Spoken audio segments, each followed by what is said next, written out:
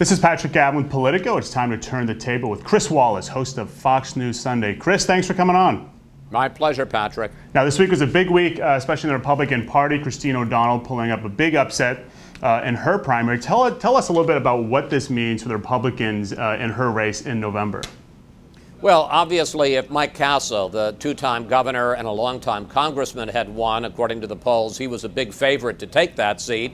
Obviously, if you take that's a Democratic loss, a Republican pickup. If he takes the seat, that's the Joe Biden Senate seat, and that would have been one of the 10 net pickup that the Republicans need to gain back control of the Senate. A lot of people are already writing Christine O'Donnell off. Obviously, she's had a checkered past, financial irregularities, educational problems. But on the other hand, I got to say that I understand that it's a blue state and she's very conservative. But in a year when there is this much voter anger, this much voter discontent, her opponent, Chris Coons, a county commissioner, has some problems of his own in terms of deficits and raising taxes.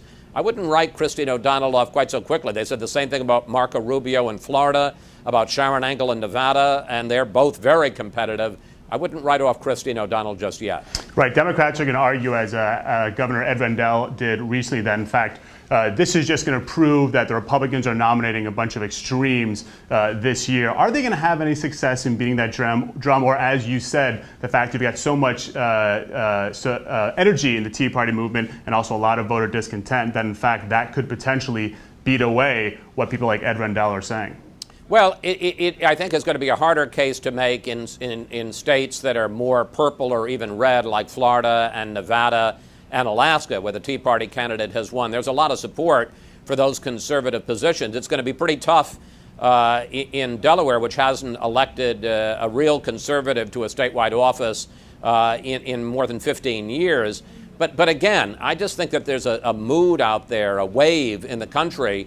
And while it will be harder in Delaware, I wouldn't at all write off the possibility that she will win and provide another turnover. She's going to be our guest, incidentally, on Sunday. That's right. We have her in studio live. Big get. As I say, I think she's the political it girl this week, and we're delighted to have her. Well, Chris, host of Fox News Sunday, we'll be sure to be tuning in. You bet. Thank you, Patrick. Thank you.